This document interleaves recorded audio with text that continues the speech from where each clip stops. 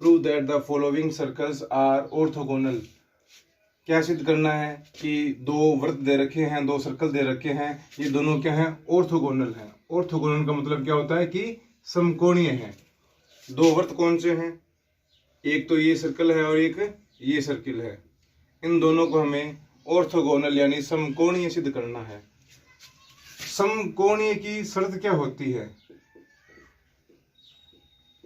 यदि मान लीजिए दो वृत्त x square plus y square plus में 2g1x प्लस में 2f1y प्लस c1 बराबर 0, और दूसरा सर्कल है x square plus y square plus में 2g2x प्लस में 2f2y प्लस में c2 बराबर में 0 है, तो ये ऑर्थोगोनल होंगे। ऑर्थोगोनल होंगे यानी समकोणीय होंगे यदि g1 2g1 g2 प्लस में 2f1 f2 बराबर में c1 प्लस c2 हो, जहां पर माइनस g1 माइनस f1 ये केंद्र होता है पहले वृत्त का, और माइनस g2 और माइनस f2 केंद्र होगा, यानी जो सेंटर होगा वो होगा दूसरे वृत्त का। ये तो c1 पहले सर्कल का, ये दूसरे सर्कल का केंद्र होगा।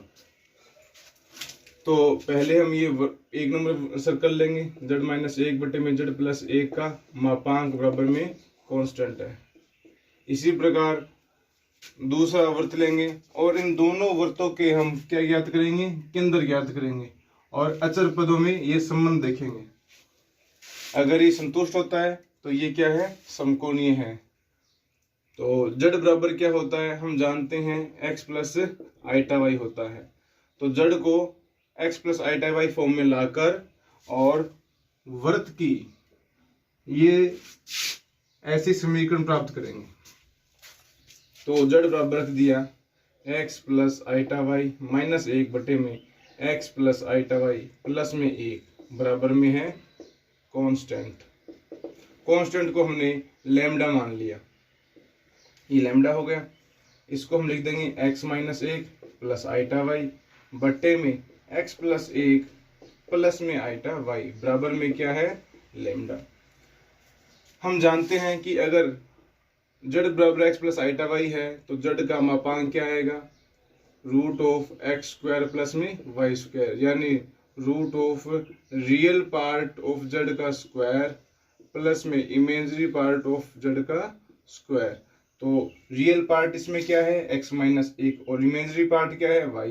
तो ये आ जाएगा रूट ऑफ x माइनस 1 का स्क्वायर प्लस में वाई स्क्वायर बटे में नीचे वाले का मापांक क्या आएगा, x प्लस 1 का स्क्वायर प्लस में y का स्क्वायर ऑफ रूट। क्योंकि हम जानते हैं कि यदि z1 बट्टा z2 का मापांक हो तो इसको हम z1 का मापांक बटे z2 का मापांक लिख सकते हैं। तो इसका मापांक अलग निकाल लिया और इसका अलग निकाल लिया, बराबर में क्या है, लैम्डा। दोनों साइड में क्या कर देंगे, स्क्वायर कर देंगे, और जब दोनों साइड में स्क्वायर करेंगे तो ये आ जाएगा x माइनस 1 का स्क्वायर प्लस में वाई स्क्वायर बटे में x प्लस 1 का स्क्वायर प्लस वाई स्क्वायर बराबर में आ जाएगा लैम्डा का स्क्वायर। ये आ गया। अब इसको हम क्रॉस मल्टीप्लाई कर देंगे, x माइनस 1 का स्क्वायर प्लस वाई स्क्वायर बराबर में आ जाएगा लैम्डा स्क्वायर x प्लस 1 का स्क्वायर और प्लस में लैम्डा स्क्वायर और वाई स्क्वायर। यहाँ से खोलेंगे तो x स्क्वायर माइनस में 2x प्लस में 1 प्लस में वाई स्क्वायर बराबर में यहाँ से आएगा lambda square x square plus में 2x लैम्डा स्क्वायर प्लस में लैम्डा स्क्वायर प्लस में लैम्डा स्क्वायर और वाई स्क्वायर। इनको इन पदों को इधर लाएंगे तो एक्स स्क्वायर, यहाँ पे एक्स स्क्वायर 1 है और ये लैम्डा आएगा तो माइनस में लैम्डा स्क्वायर। ऐसे ही प्लस में ये क्या है, वाई स्क्वायर, ये तो 1 हो गया और ये लैम्डा स्क्वायर इधर आएगा तो माइनस में लैम्डा स्क्वायर। ये माइनस का 2x है और ये इधर आएगा तो माइनस का 2x होगा तो माइनस में 2x, ये तो जाएगा 1 और ये plus lambda square, plus lambda square हो जाएगा। इधर क्या है, प्लस 1 और ये क्या है इधर लैम्डा स्क्वायर और इधर आएगा तो माइनस लैम्डा स्क्वायर बराबर में 0। यहाँ पे 1 माइनस लैम्डा का स्क्वायर है, तो इस पूरे समीकरण में क्या कर देंगे, भाग दे देंगे। तो dividing by 1 minus lambda square, 1 minus lambda square से इसमें भाग देने पर क्या आ जाएगा, एक्स स्क्वायर प्लस में वाई स्क्वायर माइनस में 2x, और ये 1 प्लस लैम्डा स्क्वायर बट्टे में 1 माइनस में लैम्डा स्क्वायर, और प्लस में 1 माइनस लैम्डा स्क्वायर में 1 माइनस लैम्डा स्क्वायर का भाग जाएगा तो 1 बराबर में 0। तो ये समीकरण आ गए अपने पास 3 नंबर, क्योंकि 1 नंबर 2 नंबर तो है और ये 3 नंबर। ये समीकरण स्टैंडर्ड जो अपना सर्कल होता है उसकी इक्वेशन आ गई है। अब इसकी और इसकी तुलना करेंगे तो G1 के और F1 के मान क्या आएंगे। तो ये 2G1 है, एक्स का कोफिशिएंट क्या है, 2G1 है, तो 2G1 बराबर में, और यहाँ पे x का कोफिशिएंट क्या है, माइनस में 2, 1 प्लस लैम्डा स्क्वायर बट्टे में 1 माइनस लैम्डा स्क्वायर है। तो यहाँ से G1 का मान आ गया माइनस 1 प्लस लैम्डा स्क्वायर बट्टे में 1 माइनस लैम्डा स्क्वायर, ये तो आ गया G1 का मान। F1 का मान देखें तो यहाँ पे y का कोफिशिएंट कितना है, 2F1, और यहाँ पे y की टर्म ही नहीं है, तो y की टर्म नहीं है तो क्या मान लिया 0, तो F1 का मान कितना आ गया 0। C1 कांस्टेंट टर्म होती है, तो यहाँ पे C1 का मान कितना आ गया 1, तो C1 का मान आ गया 1, यानी G1 का मान तो आ गया माइनस में 1 प्लस लैम्डा स्क्वायर बट्टे में 1 माइनस लैम्डा स्क्वायर, और F1 का मान आ गया 0, F1 का मान आ गया 0 और C1 का मान आ गया 1। ऐसे ही हम ये समीकरण नंबर 2 को सोल्व करेंगे।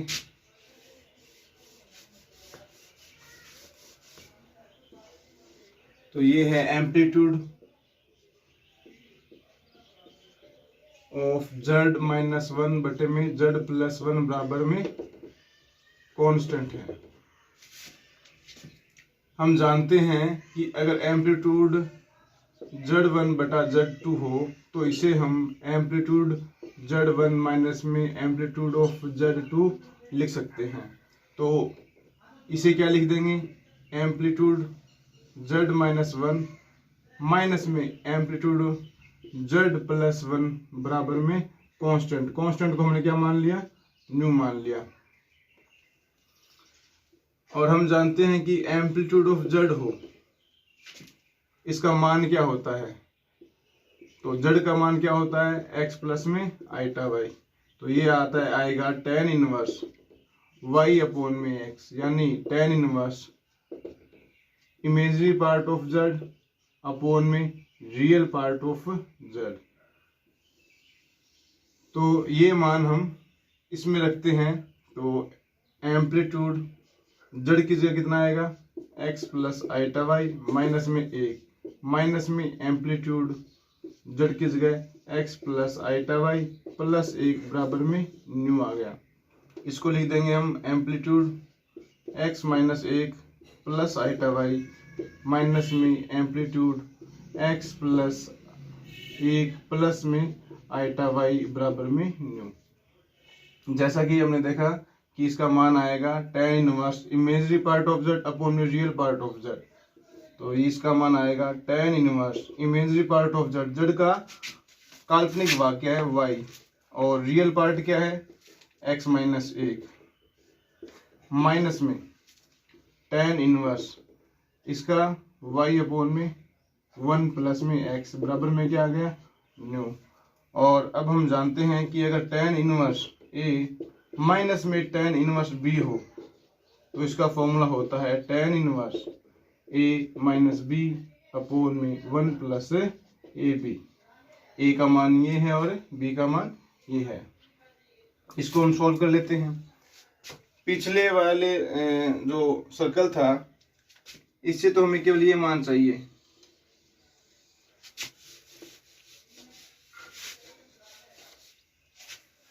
तो यहां से आएगा tan इनवर्स a की जगह ये मान, तो y upon x minus one minus में y upon one plus x upon में one plus y upon x minus one और y अपॉन में वन प्लस एक्स बराबर में क्या आ गया, न्यू आ गया।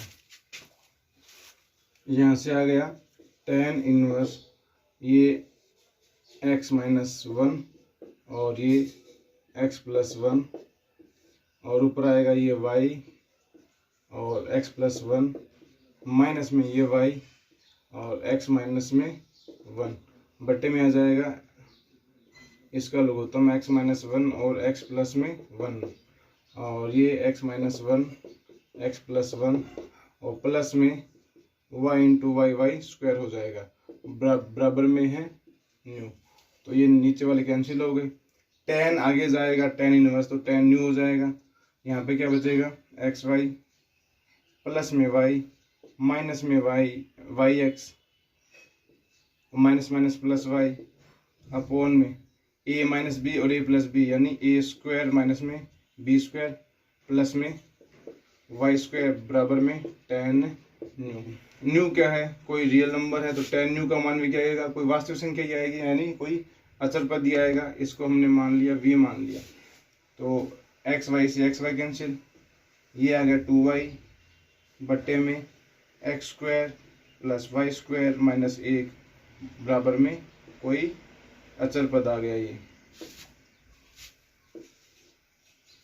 तो ये आ जाएगा 2y बट्टे में v बराबर में x square plus y square minus एक, इसको आगे ले जाएंगे x square plus y square plus minus में 2 अपॉन में v y और ये माइनस एक बराबर में 0। अब इसकी हम तुलना करते हैं x square plus y square plus में 2g2x प्लस में 2f2y प्लस c2 बराबर में 0 के साथ में।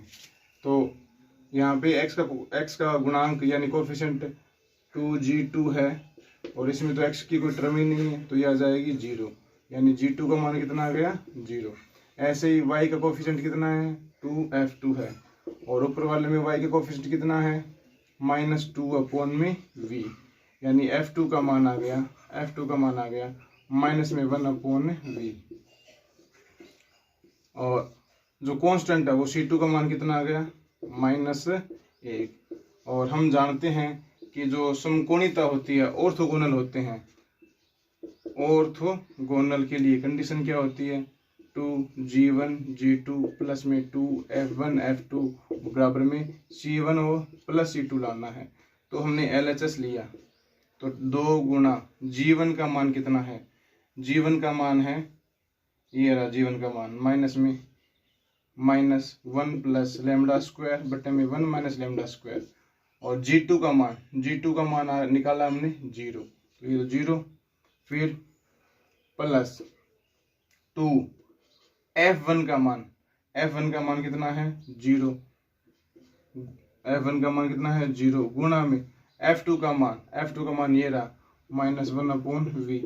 तो 2 गुणा में ये 0 है तो ये 0 प्लस में ये 0 तो ये भी 0 तो बराबर में आ गया 0 क्योंकि g1 का मान ये है और g2 का मान 0 है तो 2g1 g2 0 हो गया। ऐसे ही 2f1 f2 है ये भी 0 हो गया।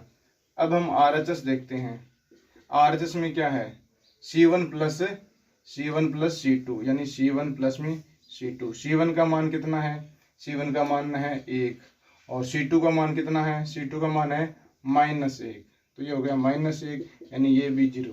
इसका मतलब LHS बराबर है RHS के। तो दोनों के दोनों जो ये सर्कल है ये दोनों क्या है ऑर्थोगोनल है यानी समकोणीय है। तो कभी भी हमें दो सर्कल को समकोणीय या ऑर्थोगोनल प्रूव करना पड़ जाए तो हम ये कंडीशन सेटिस्फाई करते हैं 2g1 g2 plus 2f1 f2 बराबर में c1 प्लस c2। पहले सर्कल को सोल्व करेंगे और x square plus y square की जो स्टैंडर्ड इक्वेशन है उसमें कन्वर्ट करके f1 f2 g1 g2 के मान निकाल के इसमें पुट कर देंगे। अब हम देखते हैं नेक्स्ट क्वेश्चन।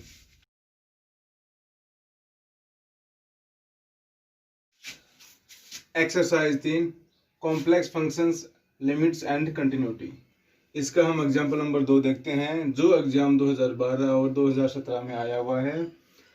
एग्जाम्पल में क्या करना है, so that limit z tends to z naught z bar upon में z डज नॉट एग्जिस्ट, इसकी सीमा विद्यमान नहीं है, हमें ये सिद्ध करना है।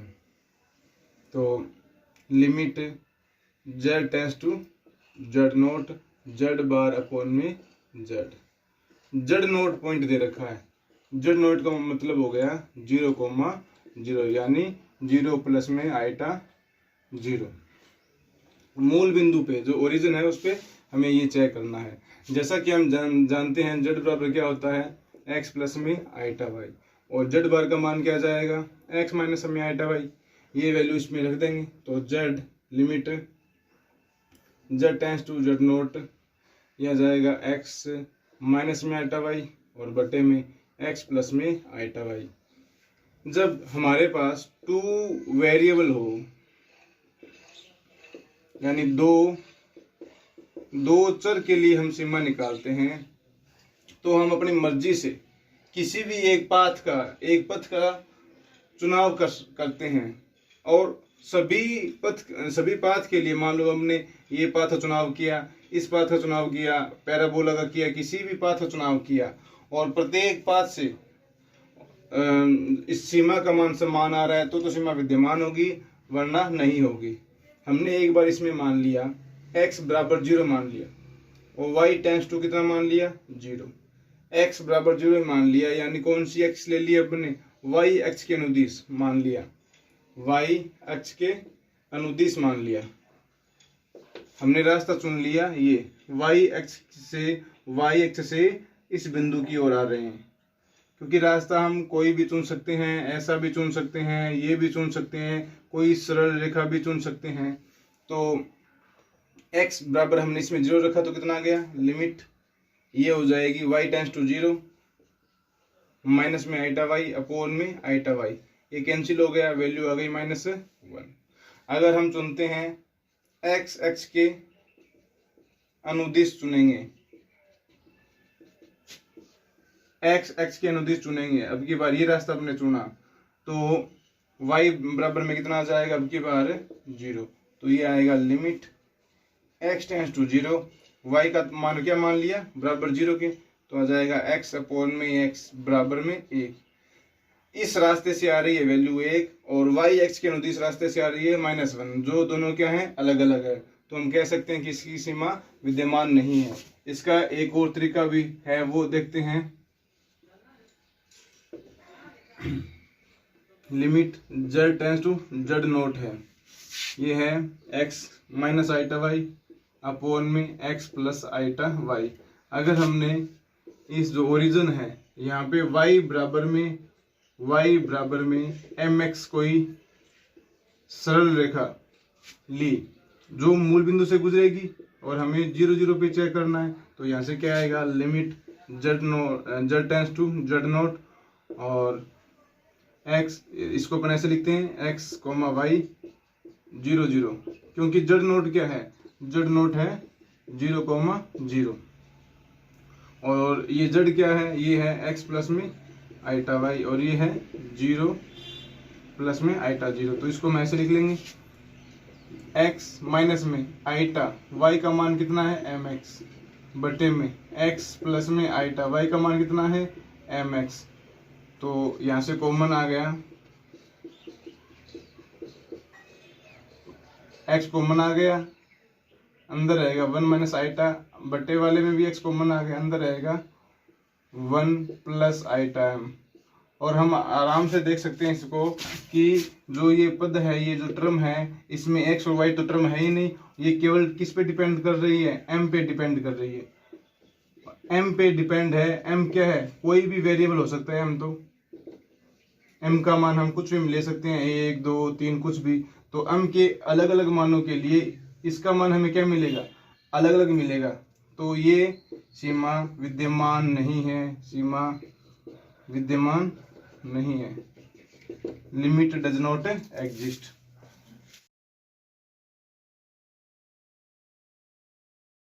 इसका हम एग्जाम्पल नंबर 5 देखते हैं, 2016 में आया हुआ है। एफ जेड का मान दे रखा है एक्स वाई अपॉन में एक्स स्क्वायर प्लस में वाई स्क्वायर, और x y is not equal to 0,0 और एफ 0,0 की वैल्यू है 0, और हमें ये दिखाना है कि ये डिसकंटिन्यूस है एट ओरिजिन, यानी मूल बिंदु पर सतत नहीं है। तो कंटिन्यूस के लिए सबसे पहले हम चेक करेंगे कि इसकी लिमिट है वो एग्जिस्ट करती है कि नहीं, सीमा विद्यमान है कि नहीं। किस पे? ओरिजिन पे, मूल बिंदु पे। तो limit z tends to z naught, और ये वैल्यू आ गई एक्स वाई अपॉन में एक्स स्क्वायर प्लस में वाई स्क्वायर। मूल बिंदु पे चेक कर रहे हैं तो इसको हम ऐसे लिख लेंगे, limit x comma y tends to 0,0 x y upon में एक्स स्क्वायर प्लस में वाई स्क्वायर। हमने पिछले क्वेश्चन में बात की थी कि जब भी हम ओरिजिन की तरफ या किसी बिंदु पर सीमा को चेक करते हैं तो हम कोई भी रास्ता चुन सकते हैं। तो y बराबर mx, अगर एक रास्ता हमने चुना जो मूल बिंदु से होकर आ रहा है, मूल बिंदु की तरफ आ रही है, y बराबर mx कोई रेखा, तो y बराबर mx के अनुदिश हमने कोई मान लिया तो यह आ जाएगा limit x y tends to 0,0, यहाँ से वैल्यू आ जाएगी एक्स एम एक्स अपॉन में एक्स स्क्वायर प्लस में m square x square, limit x comma y tends to 0,0, ये आ जाएगा एक्स स्क्वायर एम अपॉन में एक्स स्क्वायर, कॉमन आ गया 1 प्लस में एम स्क्वायर, एक्स स्क्वायर से एक्स स्क्वायर कैंसिल हो गया। अब ये जो सीमा है वो किस पे डिपेंड कर रही है? एम पे डिपेंड कर रही है, क्योंकि एक्स की तो कोई टर्म ही नहीं है, केवल और केवल किस पे डिपेंड कर रही है? एम पे डिपेंड कर रही है। अगर एम का मान हमने 1 मान लिया तो इसका मान कितना आ जाएगा? 1/2। लिमिट का मान कितना आ जाएगा? 1/2। अगर एम का मान हमने 0 मान लिया तो लिमिट का भी मान कितना आ जाएगा? 0। इसका मतलब एम के अलग अलग मानों के लिए लिमिट के अलग अलग मान प्राप्त हो रहे हैं। इसका मतलब इसकी सीमा विद्यमान नहीं है, सीमा विद्यमान नहीं है, डज नॉट एग्जिस्ट। और अगर सीमा विद्यमान नहीं है तो ये क्या होगा? डिसकंटिन्यूस होगा।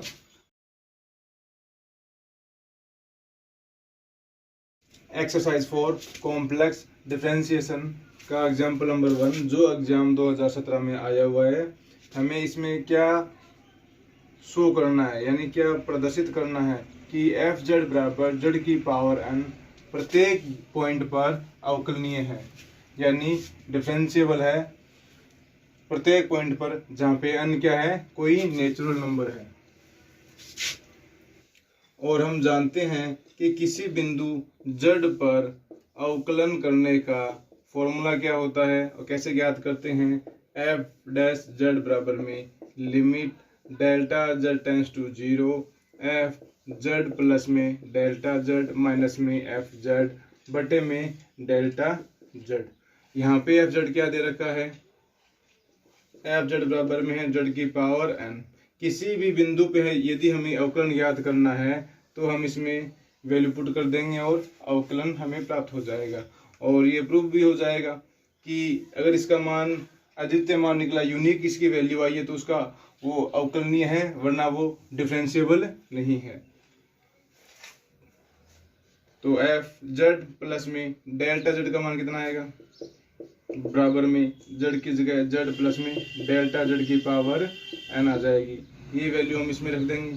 तो एफ डैश जेड बराबर में limit del Z tends to 0, यह आ जाएगा जेड प्लस में डेल जेड की पावर एन माइनस में एफ जेड का वैल्यू है जेड की पावर एन अपॉन में डेल जेड।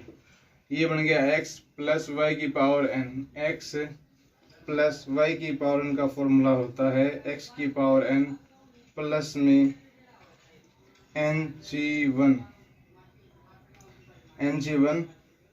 एक्स की पावर एन माइनस 1 और वाई, फिर प्लस में NC2 एक्स की पावर एन माइनस 2 और वाई स्क्वायर। ऐसे चलता रहेगा। यहाँ पे हम NC0 भी ले सकते हैं, NC0 एक्स की पावर एन प्लस में NC1 एक्स की पावर एन माइनस 1 वाई, ये चलता रहेगा। जेड प्लस में डेल्टा जेड की पावर एन का मान क्या आएगा? यह आ जाएगा जेड की पावर एन प्लस में NC1 जेड की power n minus 1 delta z plus में एन सी टू जेड की पावर n माइनस टू और डेल्टा जेड का स्क्वायर। ये मान रख देंगे इसमें, सॉरी ये मान रख देंगे इसमें, समीकरण 1 में मान रख देंगे। तो एफ डैश जेड बराबर आ जाएगा limit delta z tends to 0 z की पावर n प्लस में एन सी वन की वैल्यू होती है n जेड की पावर n माइनस वन और डेल्टा जेड प्लस में एन सी टू की वैल्यू n माइनस वन बटे में 2, ये जेड n माइनस 2 और डेल्टा जेड की घात 2, ऐसे चलता रहेगा। और लास्ट में क्या है, माइनस में Zn, तो माइनस में Zn बट्टे में क्या है, डेल्टा जेड है। ये जेड की पावर n से जेड की पावर n कैंसिल हो गई, एफ डैश जेड बराबर आ गया limit del Z tends to 0 n Z की पावर n माइनस 1 और डेल जेड प्लस में ये n माइनस 1 बटा फैक्टोरियल 2 बटा 2 जेड की पावर n माइनस 2 और डेल जेड का स्क्वायर प्लस चलता रहेगा बटे में del z limit del Z tends to 0, ऊपर कॉमन क्या आ गया, सब में डेल जेड कॉमन आ गया, यहाँ पे रह गया n जेड की पावर n माइनस 1 प्लस में n माइनस 1 बटे में 2 और जेड की पावर n माइनस 2, ये स्क्वायर था तो एक रह जाएगा डेल जेड, आगे चलता रहेगा बटे में डेल जेड से डेल जेड कैंसिल। अब हम क्या डेल जेड की जगह 0 रख सकते हैं, बिल्कुल, तो ये आ जाएगा n जेड की पावर n माइनस 1 और प्लस जब डेल जेड की जगह 0 आएगा तो ये 0, आगे वाली सब वैल्यू 0 होती जाएंगी, तो इसका मान आ गया n जेड की घात n माइनस 1। और जो हमें प्रूव करना था वो प्रूव कर दिया कि ये अवकलनीय है, क्योंकि इसकी जो हमें लिमिट मिली है वो क्या मिली है, यूनिक मिली है n जेड की घात n माइनस 1, और इसका जो अवकलन है वो आ गया एफ डैश जेड बराबर में n जेड की घात n माइनस में 1।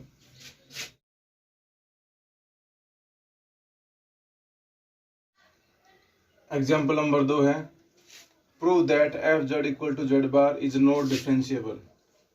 हमें सिद्ध करना है कि एफ जेड बराबर जेड बार अवकलनीय नहीं है। तो हम जानते हैं कि किसी भी बिंदु पर अवकलन यदि ज्ञात करना है तो वो f dash z equal to होता है limit del Z tends to 0 f z plus में डेल जेड माइनस में एफ जेड बटे में डेल जेड। याद रखना है आपको, जब भी आप अवकलीय नाम आ जाए, डिफरेंशिएबल नाम आ जाए और ये ज्ञात करना हो कि वो डिफरेंशिएबल है या नहीं, तो सबसे पहले आप ये फॉर्मूला लगाओगे, कम से कम एक नंबर तो इस फॉर्मूले का मिल जाएगा। अब जो एफ जेड दे रखा है, एफ जेड कितना है, एफ जेड बराबर है जेड बार, एफ जेड प्लस में डेल जेड की वैल्यू कितनी आएगी, इसमें वैल्यू पुट कर देंगे, तो जेड प्लस में डेल जेड बार, तो ये आ जाएगा जेड बार प्लस में डेल जेड बार। ठीक है, तो इतना तो हम केवल जो क्वेश्चन दे रखा है उससे ही निकाल लेंगे।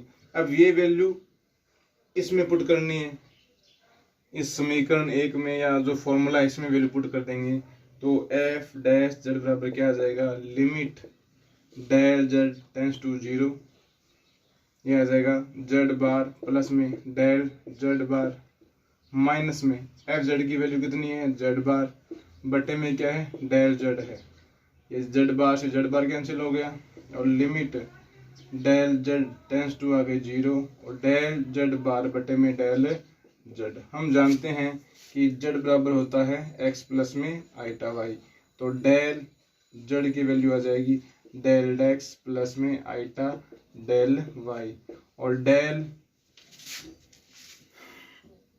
और जेड बार क्या है, एक्स माइनस आइटा वाई, तो डेल जेड बार की वैल्यू आ जाएगी डेल एक्स माइनस में आइटा डेल वाई। ये दोनों की वैल्यू हम 2 में पुट कर देंगे, तो आ जाएगा एफ डैश जेड बराबर में limit del Z tends to 0 del x minus में आइटा डेल वाई बटे में del x plus iota del y. ऐसा प्रश्न हमने पीछे भी किया था। एक बार हम वाई एक्स के अनुदिश लेंगे, वाई एक्स के अनुदिश। अगर हम वाई एक्स के अनुदिश लेंगे कोई रेखा को, ऐसे लिए हमने लिया, तो x बराबर में कितना आ जाएगा 0। तो यहाँ से क्या आएगा एफ डैश जेड बराबर में लिमिट वाई एक्स के अनुदिश x बराबर में 0 है तो y del y tends to क्या हो जाएगा 0। तो y किसकी ओर आ रहा है 0 की ओर आ रहा है, क्योंकि x को तो हमने 0 मान लिया। तो यहाँ से आएगा माइनस आइटा डेल वाई, क्योंकि x तो है 0, तो ये तो 0 माइनस में आइटा डेल वाई बट्टे में 0 प्लस में आइटा डेल वाई। तो यह आ जाएगा limit del y tends to 0 minus iota del y बट्टे में आइटा डेल वाई। ये सब कैंसिल हो गया, वैल्यू आ गई -1। ऐसे ही x के अनुदिश लेंगे हम, तो अब की बार y बराबर 0 आएगा, तो एफ डैश जेड बराबर में आ जाएगा limit del x tends to 0। y बराबर में 0 आएगा तो डेल y क्या हो जाएगा 0, तो ये आएगा डेल एक्स अपॉन में डेल एक्स बराबर में एक वैल्यू आ जाएगी कैंसिल होके। और हम देख रहे हैं कि ये वैल्यू -1 है और ये वैल्यू 1 है, तो यह अवकलनीय नहीं है, क्योंकि प्रत्येक जो हमने रास्ता चुना है प्रत्येक रास्ते के अनुसार वैल्यू समान आने चाहिए, और यहाँ पे ये वैल्यू अलग अलग हैं, तो अतः ये अवकलनीय नहीं है। अब हम कॉची रीमान समीकरण के बारे में पढ़ेंगे कि CRO क्वेश्चन के प्रश्न कैसे करते हैं। एग्जाम्पल नंबर 1 है कि कोई फंक्शन दे रखा है एफ जेड बराबर में जेड क्यूब। हमें ये शो करना है कि ये फंक्शन है वो एनालिटिक फंक्शन है। एनालिटिक का मतलब है कि ये विश्लेषिक फलन है। तो कोई भी फलन दे रखा हो एफ जेड, उसको विश्लेषिक कैसे प्रूव करते हैं, विश्लेषिक की जांच कैसे करते हैं। तो एफ जेड बराबर में हमने मान लिया u प्लस में आइटा v। u और v दोनों x व y के फंक्शन है। ये एनालिटिक होगा, एनालिटिक यानी विश्लेषिक होने के लिए क्या कंडीशन है, डेल्टा u अपॉन में डेल्टा x बराबर में होगा डेल्टा v अपॉन में डेल्टा y। एक कंडीशन तो ये हो गई। वह एक और कंडीशन क्या होगी कि डेल्टा u अपॉन में डेल्टा y बराबर में माइनस डेल्टा v अपॉन में डेल्टा x हो, तो हम इसे विश्लेषिक फलन कह सकते हैं कि ये विश्लेषिक फलन होगा। तो किसी भी फंक्शन को विश्लेषित करने के लिए delta u upon delta x को बराबर कर देंगे delta v upon delta y के, और delta u upon delta y बराबर में minus delta v upon delta x के। तो जैसा कि फंक्शन दे रखा है एफ जेड बराबर में जेड क्यूब, जेड का मान क्या होता है जेड बराबर में x प्लस में आइटा y, ये मान इसमें रख देंगे, और पावर 3 है, इसको ओपन करेंगे तो x क्यूब प्लस में y क्यूब प्लस में 3x iota y plus bracket में क्या आएगा x प्लस में iota y। a cube a plus में b का क्यूब का फॉर्मूला है ये, a क्यूब प्लस में b क्यूब प्लस में 3ab और ब्रैकेट में a प्लस में b। तो x क्यूब प्लस में आइटा क्यूब कितना होगा माइनस आइटा हो जाएगा, क्योंकि आइटा स्क्वायर की वैल्यू -1 होगी। तो y क्यूब प्लस में 3x स्क्वायर हो जाएगा आइटा y, और iota into iota, iota square यानी -1 3x y स्क्वायर। तो x क्यूब माइनस में 3x y स्क्वायर और प्लस में आइटा, आइटा वाला फंक्शन हो गया ये 3x स्क्वायर y और माइनस में y क्यूब। तो जो एफ जेड फंक्शन है इसको हमने बोल दिया u प्लस आइटा v, जहाँ पे u का मान क्या आया है, u का मान है ये जो वास्तविक भाग है वो x क्यूब माइनस में 3x y स्क्वायर, और v का मान क्या आया है, तुलना कर लेंगे, काल्पनिक भाग ये है और इसका काल्पनिक भाग ये, तो 3x स्क्वायर y माइनस में y की घात 3। तो हमें सिद्ध करना है एनालिटिक फंक्शन, विश्लेषिक फलन। तो इन दोनों समीकरण को हम संतुष्ट करवा देंगे और इन्हीं दोनों को हम क्या बोलते हैं, CR इक्वेशन। तो पहले निकालते हैं डेल्टा यू अपॉन में डेल्टा एक्स का मान। ये एक्स के सापेक्ष क्या करेंगे, आंशिक अवकलन करेंगे। तो ये इसका मान आ जाएगा 3x² माइनस में ये 3y²। Delta u upon delta x का मान आ गया ये। अब निकालते हैं delta v upon delta y का मान। डेल्टा वी अपॉन में डेल्टा वाई का मान, वी ये रहा, वाई के सापेक्ष क्या करेंगे, आंशिक अवकलन। तो ये आ जाएगा 3x² माइनस में वाई के सापेक्ष कर रहे हैं तो ये आ जाएगा 3y²। जैसा कि समीकरण के हिसाब से दोनों क्या हैं, बराबर, यानी डेल्टा यू अपॉन में डेल्टा एक्स बराबर में डेल्टा वी अपॉन में डेल्टा वाई। कंडीशन नंबर 1 तो क्या होगा, स्टिस्फाई। अब देखते हैं 2 नंबर को। डेल्टा यू अपॉन में डेल्टा वाई का मान निकालते हैं। डेल्टा अपॉन में डेल्टा वाई, यू का मान क्या है, ये रहा x³ माइनस में 3xy²। वाई के सापेक्ष आंशिक अवकलन करेंगे तो ये तो 0 माइनस में y के सापेक्ष करेंगे तो 3 2 6xy, यानी आ गया माइनस में 6xy। ये डेल्टा u अपॉन में डेल्टा y का मान। अब निकालते हैं डेल्टा v अपॉन में डेल्टा x का मान। v का मान ये रहा, x के सापेक्ष करेंगे तो आ जाएगा 6xy और इसका ये तो आ जाएगा 0। तो डेल्टा v अपॉन में डेल्टा x का मान आ गया 6xy। इन दोनों से हम देख रहे हैं कि delta u upon delta y बराबर में ये माइनस है, ये माइनस है, और ये 6xy किसके बराबर है, 6xy। ये है डेल्टा v अपॉन में डेल्टा x के। तो कंडीशन नंबर 2 भी सेटिस्फाई हो गई। इसका मतलब ये जो फंक्शन है वो क्या है, विश्लेषी फंक्शन है। CR समीकरण को ये क्या कर रहा है, सेटिस्फाई कर रहा है। उसके बाद में हमें इसका डेरिवेटिव यानी अवकलन भी ज्ञात करना है। एक तो सीधा सा सिंपल तरीका है कि डेरिवेटिव ज्ञात करने का, कि f डैश z बराबर में limit del z tends to 0 करके और f z प्लस में डेल z माइनस में डेल z ज्ञात करेंगे और अपॉन में डेल z ज्ञात करेंगे। तो इसका मान हमने पहले ज्ञात किया था, ये आएगा n z की पावर n-1 और यहाँ पे n की वैल्यू कितनी है, 3 है। तो f z का मान आ जाएगा 3 z की पावर 3-1 यानी 3z²। एक तरीका तो ये हो गया। एक तरीका और है कि किसी का अवकलन बराबर होता है डेल्टा u अपॉन में डेल्टा x प्लस में आइटा डेल्टा v अपॉन में डेल्टा x के। अगर f z को हम u plus iota v form में लिख लें तो उसका अवकलन ये होगा। u का और v का मान हमने निकाल लिया था। u का मान तो ये u का मान है x³ माइनस में 3xy² और v का मान है 3x² माइनस में y³।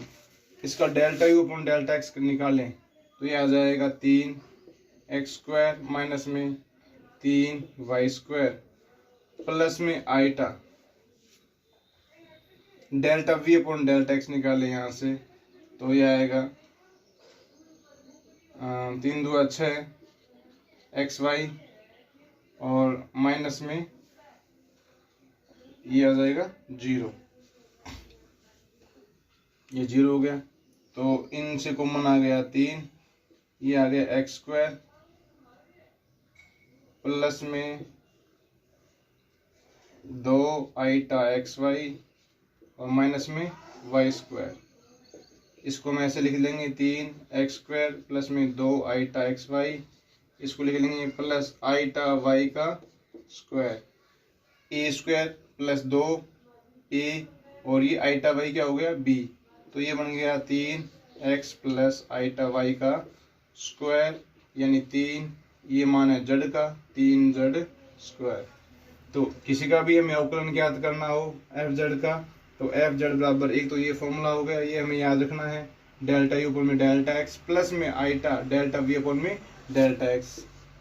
क्या है कि यदि एफ जेड बराबर है यू प्लस आईटा वी के, तो इसका जो अवकलन होगा ये बराबर होगा डेल्टा यू अपॉन में डेल्टा एक्स प्लस में आईटा डेल्टा वी अपॉन में डेल्टा एक्स के। और अगर हम डायरेक्ट निकालना चाहे तो ऐसे निकाल सकते हैं।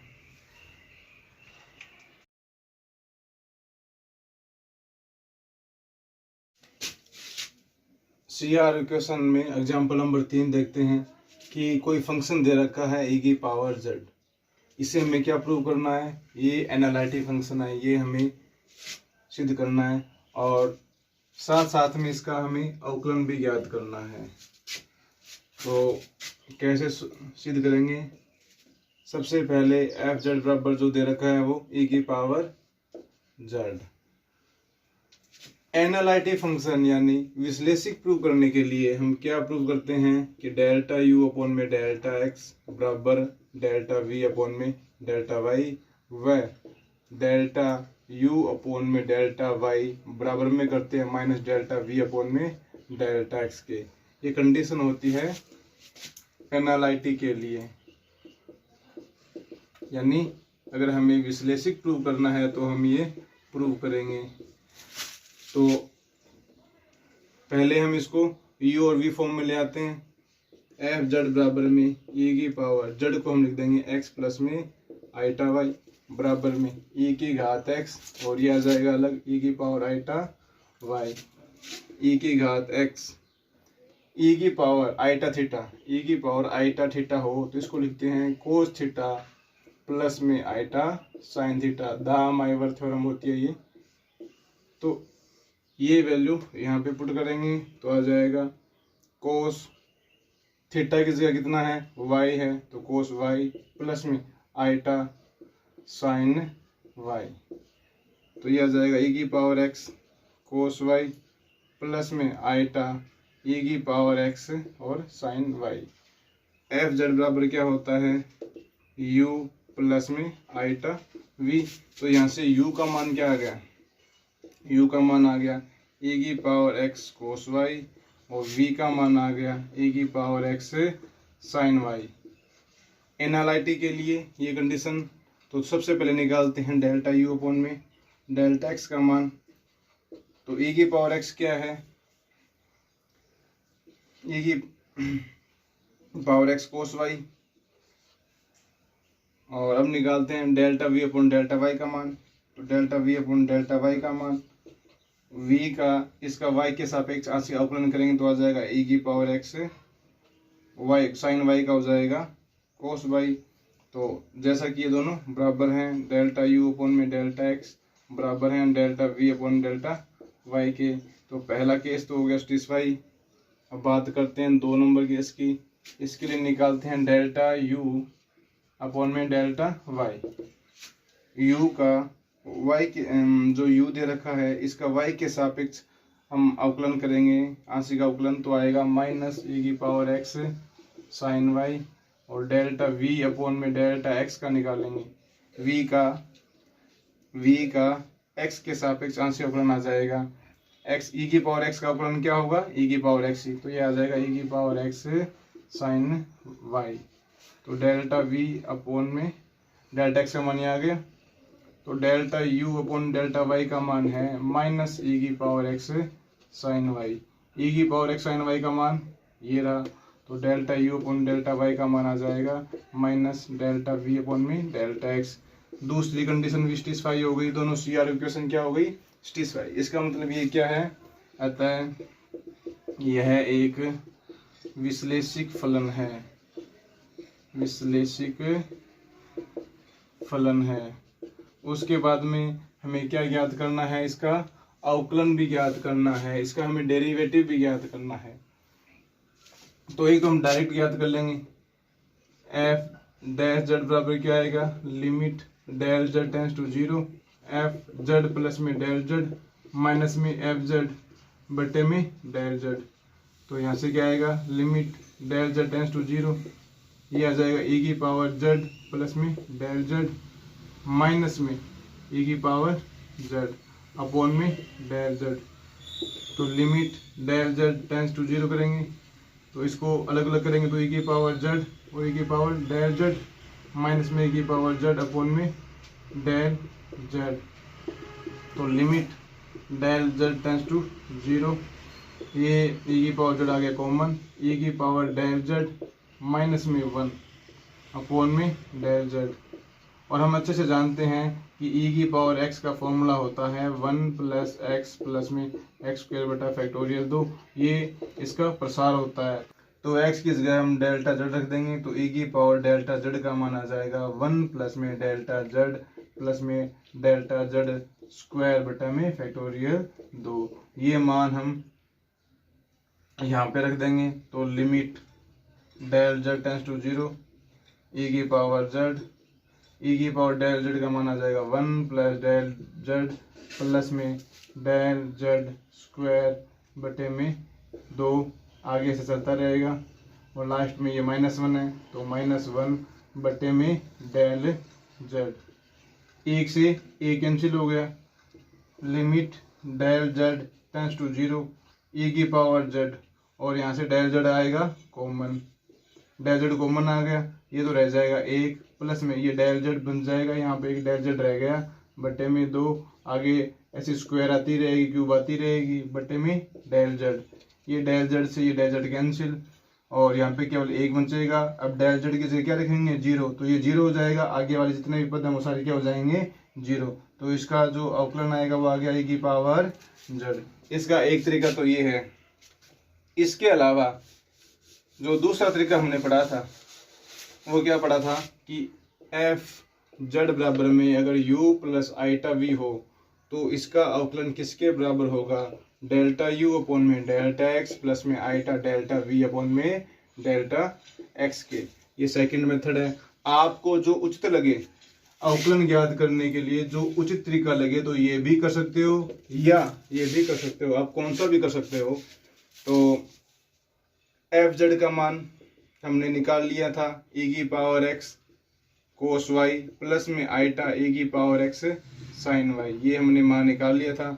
यहाँ से u का मान तो ये आ गया और ये आ गया v का मान। तो एफ डैश जेड का मान क्या आएगा, u का x के सापेक्ष आंशिक अवकलन कितना आएगा e की power x cos y plus में आइटा है। अब v का x के सापेक्ष करेंगे, ये v रहा, इसका x के सापेक्ष करेंगे तो क्या आएगा e की पावर x साइन y। दोनों में कॉमन क्या आ गया e की पावर x, ये क्या हो गया कोस y प्लस में आइटा साइन y। तो e की पावर x ये बन गया e की पावर आइटा y, यानी e की पावर आइटा e की पावर x प्लस में आइटा y, यानी e की पावर में z। एफ डैश जेड बराबर में आ गया e की पावर जेड। दोनों ही सेम है, कौन सा ही आप कर सकते हो।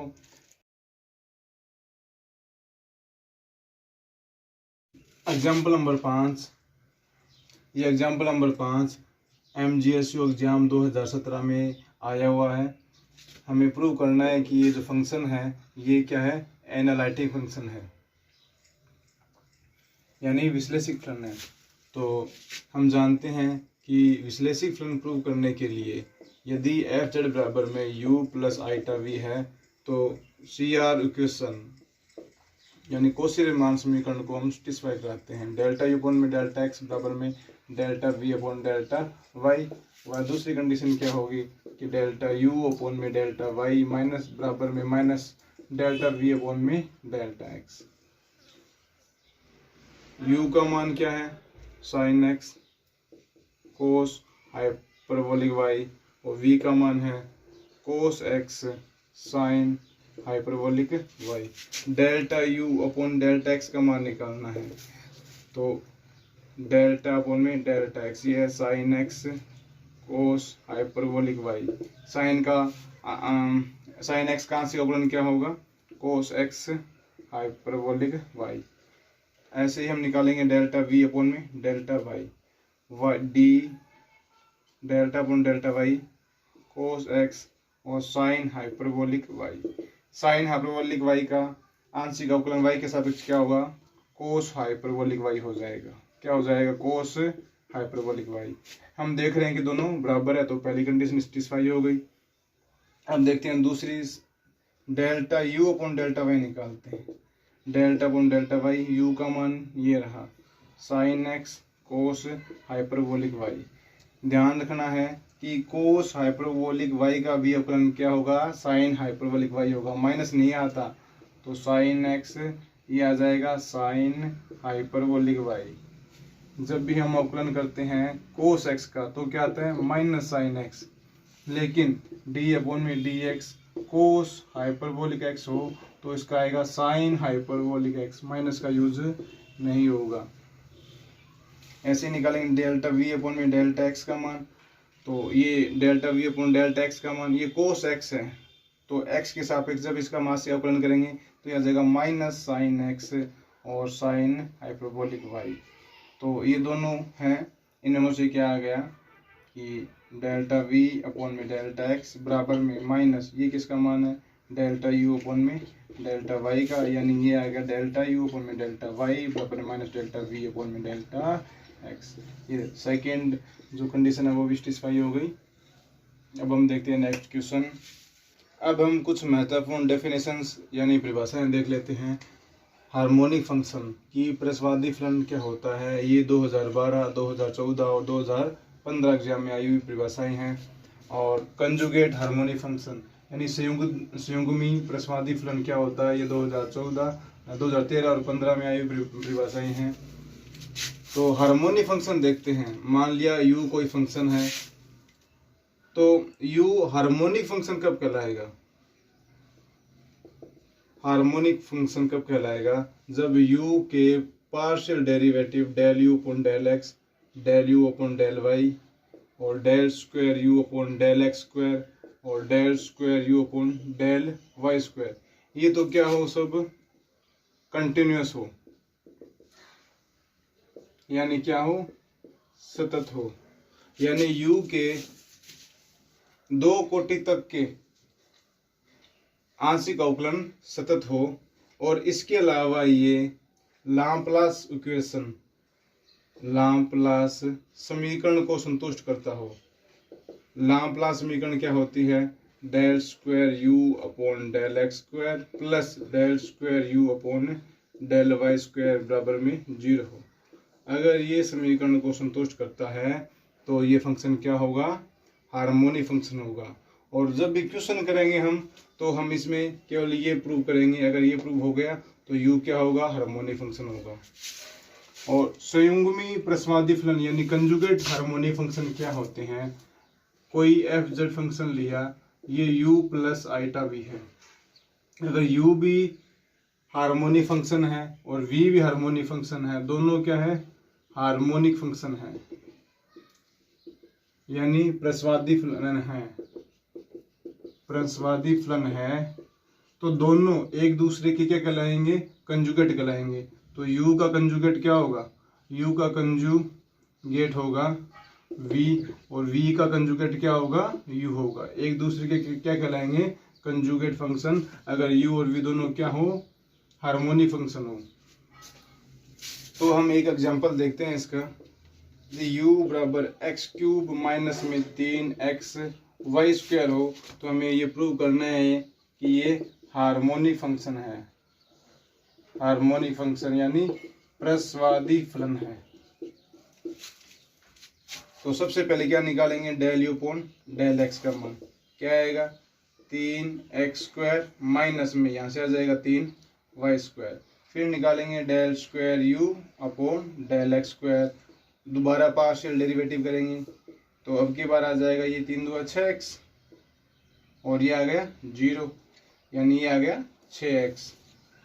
इसी प्रकार निकालेंगे del u upon del y, del u upon del y का मान कितना आ जाएगा, ये तो 0 माइनस में ये 3 2 6 xy। अब दोबारा निकालेंगे डेल स्क्वायर यू अपॉन में डेल वाई स्क्वायर, दोबारा पार्शियल डेरिवेटिव किया तो माइनस में 6x, दोनों का एडिशन किया तो del square u upon del x square plus में del square u upon del y square बराबर में क्या आ गया 0। अगर हम इन चारों को देखें तो del u upon del x ये पोलिनोमियल है, ये भी एक पोलिनोमियल है, ये भी पोलिनोमियल है, ये भी पोलिनोमियल है। तो ये चारों क्या होंगे, सतत तो होना ही है, ये चारों सतत है। और ये लाप्लास इक्वेशन है, इसको भी सेटिस्फाई कर रहा है। इसका मतलब ये क्या है, एक प्रस्वादी फलन है, हार्मोनिक फंक्शन है।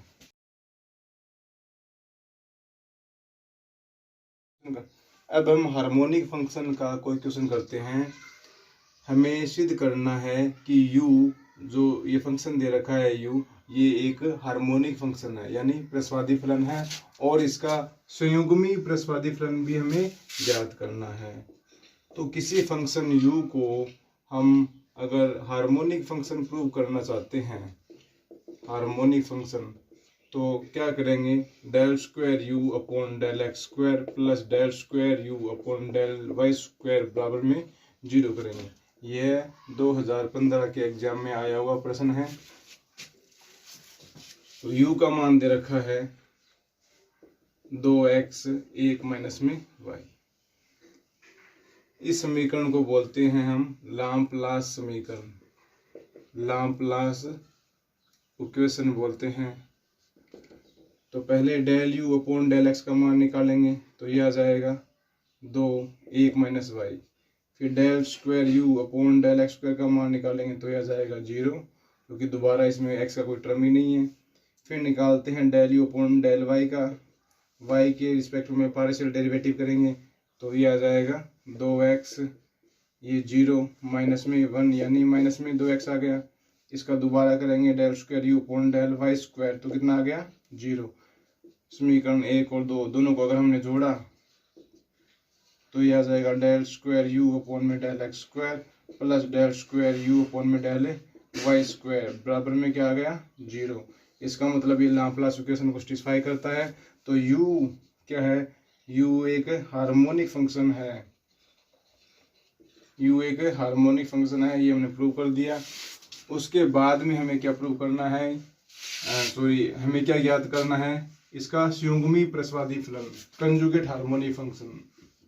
यदि एफ जेड बराबर में u प्लस आइटा v हो, तो u का कंजुगेट क्या होगा v, और v का कंजुगेट होगा u। यहाँ पर हमें u का मान दे रखा है, तो हमें किसका मान ज्ञात करना है, v का मान ज्ञात करना है। जो कंजुगेट फंक्शन होते हैं वो सी आर इक्वेशन को सेटिस्फाई करते हैं, यानी जो कॉची रीमान समीकरण है उसको सेटिस्फाई करते हैं। और कॉची रीमान समीकरण क्या होती है, डेल यू अपॉन में डेल एक्स बराबर में डेल वी अपॉन में डेल वाई, व डेल यू अपॉन में डेल वाई बराबर माइनस डेल वी अपॉन में डेल एक्स। v ज्ञात करने के दो तरीके हैं, पहला तरीका देखते हैं और उसके बाद में दूसरा तरीका भी देखेंगे। पहले तरीके में हम डेल यू अपॉन में डेल एक्स का मान देखते हैं क्या आया। डेल यू अपॉन में डेल एक्स का मान है 2 1 minus y. Del u upon में डेल वाई का मान, डेल यू अपॉन में डेल वाई का मान है माइनस में 2x। हमने जो पहली ये सी आर समीकरण है इसको यूज में लिया, तो डेल यू अपॉन में डेल एक्स बराबर में है डेल वी अपॉन में del y. Del u upon में डेल एक्स का मान रख दिया 2 1 माइनस में वाई बराबर में डेल वी अपॉन में डेल वाई। जैसा कि हमें वी का मान चाहिए तो वाई के रिस्पेक्ट में क्या कर देंगे, पार्शियल इंटीग्रेशन। तो ये हो जाएगा 2 का 2 1, वाई के रिस्पेक्ट आंशिक समाकलन कर रहे हैं तो 1 का हो जाएगा वाई, माइनस में वाई का हो जाएगा वाई स्क्वायर बटा 2, और प्लस में कोई ना कोई कांस्टेंट फंक्शन आएगा, अचर टर्म आएगी। तो ये y के रिस्पेक्ट में कर रहे हैं तो जो कांस्टेंट टर्म आएगी वो f(x) का फलन होगा बराबर में v, 2y माइनस में वाई स्क्वायर प्लस में f(x) बराबर में v। f(x) क्यों लिखा, क्योंकि हम y के सापेक्ष आंशिक समाकलन कर रहे हैं तो f(x) क्या रहेगा, एक अचर पद की तरह। तो v का मान ये आ गया, हमें f(x) का मान ज्ञात करना है। तो अब लेंगे दूसरी समीकरण, डेल u अपॉन में डेल y बराबर में माइनस डेल v अपॉन में del x। Del u upon del y का मान, del u upon del y का मान है माइनस 2x बराबर में माइनस डेल v अपॉन में डेल x। v का जो मान ऊपर दे रखा है इसका क्या कर देंगे, x के रिस्पेक्ट में पार्शियल डेरिवेटिव कर देंगे, तो यह आ जाएगा एक्स के रिस्पेक्ट में कर रहे हैं तो ये तो 0 और प्लस में एफ डैश एक्स, तो यहाँ से एफ डैश एक्स का मान क्या आया, एफ डैश एक्स आ जाएगा, माइनस से माइनस कैंसिल, यह आ जाएगा 2x और इसका इंटीग्रेशन करेंगे तो आ जाएगा एफ एक्स बराबर एफ डैश एक्स का इंटीग्रेशन कितना जाएगा 2 गुणा में एक्स स्क्वायर बटा 2 प्लस में सी, यानी एफ एक्स आ जाएगा एक्स स्क्वायर प्लस में सी। अब एफ एक्स का मान इस समीकरण में रख देंगे, तो यहाँ से मान रखेंगे हम तो v बराबर में क्या आ जाएगा, ये 2y माइनस में ये वाई स्क्वायर, और एफ एक्स का मान कितना आ गया, एफ एक्स का मान एक्स स्क्वायर प्लस में सी। तो जो इसका कंजुगेट फंक्शन है v वो ये आ गया। इसका एक सेकंड मेथड है, सेकंड मेथड से भी हम v को ज्ञात कर सकते हैं। तो सेकंड मेथड में हम देखते हैं dv बराबर हम क्या लिख सकते हैं, dv बराबर लिख देंगे डेल्टा v अपॉन में डेल्टा x और dx प्लस में डेल v अपॉन में डेल y और dy। जैसा कि हमारे पास del v upon del x और del v upon del y की वैल्यू तो है नहीं, लेकिन CR इक्वेशन से हम जानते हैं कि del v upon del x, del v upon del x की वैल्यू क्या आएगी, minus del u upon del y।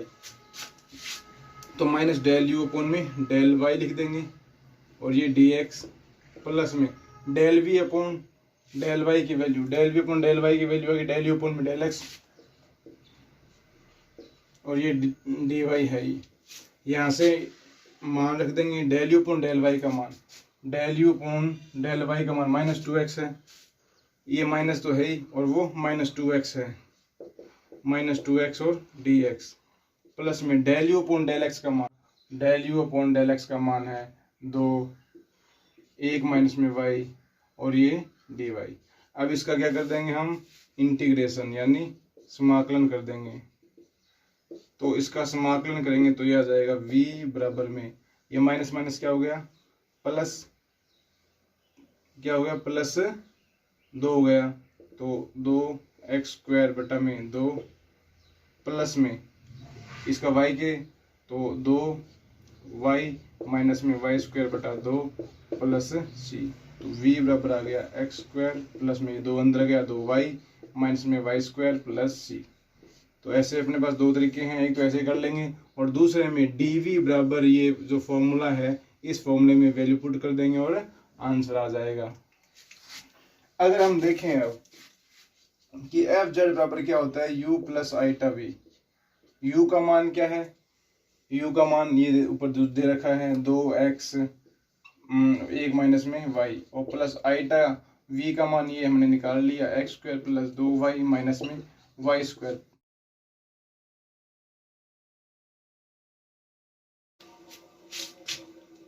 Example number 2 में u की वैल्यू दे रखी है और हमें ये पहले तो प्रूव करना है कि u एक हार्मोनिक फंक्शन है यानी प्रस्वादी फलन है। उसके बाद में हमें इसका जो कंजुगेट फंक्शन है v वो भी ज्ञात करना है और फिर एफ जेड ज्ञात करना है। एफ जेड का मतलब क्या है, u प्लस आइटा v ज्ञात करना है और ये जेड के पदों में ज्ञात करना है, मतलब जेड की टर्म में ज्ञात करना है। जो एफ जेड ज्ञात करेंगे उसमें केवल जेड के टर्म हो, एक्स व वाई नहीं होने चाहिए। तो पहले करते हैं हम एक नंबर, u एक्स वाई बराबर में है वाई क्यूब माइनस में 3x स्क्वायर वाई। ये 2014 में और ये 2017 में आए हुए क्वेश्चन है। पहले हमें प्रस्वादी फलन सिद्ध करना है कि यह एक प्रस्वादी फलन है, हार्मोनिक फंक्शन है। और फॉर ए हार्मोनिक फंक्शन यानी प्रस्वादी फलन प्रूव करने के लिए हम क्या सिद्ध करते हैं, डेल स्क्वायर यू अपॉन में डेल एक्स स्क्वायर प्लस में डेल स्क्वायर यू अपॉन में डेल वाई स्क्वायर बराबर में 0 प्रूव करते हैं कि ये लाप्लास समीकरण को संतुष्ट करना चाहिए। तो पहले निकालते हैं डेल यू अपॉन में del x. Del u upon में डेल एक्स की वैल्यू आएगी ये तो 0 माइनस में ये 6x वाई। फिर निकालेंगे डेल स्क्वायर यू अपॉन में डेल एक्स स्क्वायर, ये आ जाएगा माइनस में 6y। फिर डेल यू अपॉन में डेल y की वैल्यू निकालेंगे 3y² माइनस में यह आ जाएगा 3x², फिर डेल स्क्वायर यू अपॉन में डेल y² की वैल्यू निकालेंगे तो ये आ जाएगी 6y। अगर हमने इन दोनों को एडिशन किया तो डेल स्क्वायर यू और del x² plus del square u upon del y² की वैल्यू क्या आ गई 0। इसका मतलब ये लाप्लास इक्वेशन को सैटिस्फाई करते हैं, तो ये एक हार्मोनिक फंक्शन है। इसका मतलब it is a harmonic function. ये पहला तो हमने प्रूव कर दिया। उसके बाद में क्या करना है, हमें v ज्ञात करना है। v ज्ञात करने के लिए हम जानते हैं कि CR इक्वेशन है वो कंजुगेट फंक्शन के लिए सैटिस्फाई होती है। तो डेल यू अपॉन में डेल एक्स बराबर में क्या होता है, डेल वी अपॉन में डेल वाई, और वह डेल यू अपॉन में डेल वाई बराबर में होता है माइनस में डेल वी अपॉन में डेल एक्स। तो del u upon del x की value, del u upon del x की वैल्यू आ गई माइनस में 6xy बराबर में क्या है, डेल वी अपॉन में डेल वाई है। यहां से अपने y के रिस्पेक्ट में आंशिक समाकलन किया, मतलब पार्शियल इंटीग्रेशन किया, तो v बराबर में कितना आ गया, माइनस में 6x, ये हो जाएगा y² बटा में 2, क्योंकि y के सापेक्ष में कर रहे हैं। प्लस में जो कांस्टेंट आएगा वो कौन सा आएगा, fx फंक्शन आएगा। अचर लेते हैं तो y के रिस्पेक्ट में जो अचर आएगा वो fx आ जाएगा। तो v का मान, और v का मान क्या जाएगा, -3xy² प्लस में fx। अब हमें fx का मान ज्ञात करना है तो v का मान आ जाएगा। उसके लिए लेते हैं हम ये सेकंड इक्वेशन। तो डेल्टा u अपॉन में डेल्टा y बराबर में है माइनस डेल v अपॉन में del x। Del u upon del y की वैल्यू क्या आएगी, del u upon del y की वैल्यू आएगी 3y² माइनस 3x² बराबर में minus del v upon del x। जो v दे रखा है इसका पार्शियल डेरिवेटिव क्या आएगा, तो यह आ जाएगा माइनस में 3y² प्लस में x के साथ में कर रहे हैं तो ये f'(x). तो 3y² माइनस 3x² बराबर में ये हो जाएगा प्लस 3y² माइनस में f'(x) आ जाएगा। 3y² से 3y² कैंसिल और f'(x) बराबर में आ जाएगा 3x², माइनस से माइनस कैंसिल। तो fx का मान क्या आएगा, ये 3 गुना में x की घात 3/3 प्लस में c, 3 से 3 कैंसिल। इसका मतलब fx बराबर में आ गया x³ प्लस में c। fx का मान हम रख देंगे यहाँ पे, तो v का मान क्या जाएगा, v का मान आ जाएगा -3xy² और v का मान आ जाएगा, सॉरी fx का मान x³ प्लस में c। ये तो आ गया v का मान। अब हमें क्या ज्ञात करना है, fz, u प्लस में आइटा v और z के पदों में। तो fz बराबर में u प्लस में आइटा v, fz बराबर में u का मान क्या है, y³ माइनस में 3x² है प्लस में आइटा, v का मान x³ माइनस में 3xy² और प्लस में c है। तो fz बराबर में y³ माइनस में 3x² प्लस में आइटा x³ और माइनस में 3 आइटा xy² प्लस में आइटा c आ जाएगा। अगर हम इसको सॉल्व करेंगे तो ये दिखाई देगा iota x plus iota y का क्यूब और बाहर क्या है प्लस में आइटा c है। इसे आप आराम से सॉल्व कर सकते हो। और x प्लस आइटा v क्या आ गया, आइटा, ये x प्लस आइटा y आ गया z³ आइटा z³ प्लस में आइटा c आ गया। इससे इसको जब आपको सॉल्व करो तो आइटा कॉमन ले लीजिएगा और आंसर इसका आ जाएगा। अब fz ज्ञात करने का, जैसे fz का मान हमने क्या निकाला, iota z³ plus iota c निकाला। तो इसका दूसरा तरीका भी है ज्ञात करने का। एफ जेड ज्ञात करने का जो सेकंड मेथड है वो ये है कि पहले तो निकालते हैं हम डेल्टा यू अपॉन में डेल्टा एक्स, इसको बोल देंगे फाई 1 एक्स वाई। फिर निकालते हैं डेल्टा यू अपॉन में डेल्टा वाई, इसको बोल देते हैं फाई 2 एक्स कोमा वाई। तो delta u upon delta x की वैल्यू क्या आई, ये आई फाई 1 एक्स कोमा वाई की वैल्यू आ गई। Delta u upon delta x की वैल्यू माइनस में 6 एक्स वाई और फाई 2 एक्स कोमा वाई, यानी del u upon del y की value, del u upon del y की वैल्यू आ गई 3y स्क्वायर माइनस में 3x स्क्वायर, यानी 3y स्क्वायर माइनस में 3x स्क्वायर। तो एफ डैश जेड बराबर में होता है फाई 1 जेड कोमा 0 माइनस में आइटा फाई 2 जेड कोमा 0, यानी जहाँ पे x है वहाँ पे क्या रख देंगे z, और जहाँ पे y है वहाँ पे क्या रख देंगे 0। तो फाई 1 जेड कोमा 0 की वैल्यू क्या आ गई, जहाँ पे x है वहाँ पे z, जहाँ पे x है वहाँ पे z, जहाँ पे y है वहाँ पे 0, तो इसका मतलब ये तो आ गया 0। फाई 2 जेड कोमा 0, जहाँ पे x है वहाँ पे z, जहाँ y है वहाँ पे 0, तो ये तो 0 हो गया, माइनस में 3 यहाँ पे जेड स्क्वायर, तो ये वैल्यू यहाँ रख देंगे। तो एफ डैश जेड बराबर में फाई, इसकी वैल्यू आ गई 0, ये माइनस तो है ही, ये आइटा और ये 3 जेड स्क्वायर। तो एफ डैश जेड बराबर में आ गया minus minus plus iota 3 z square. ये एफ डैश जेड की वैल्यू है, तो एफ जेड की वैल्यू आ जाएगी आइटा जेड क्यूब प्लस में कोई कांस्टेंट जब समाकलन करेंगे तो। ऐसे दो तरीके हैं एफ जेड ज्ञात करने के।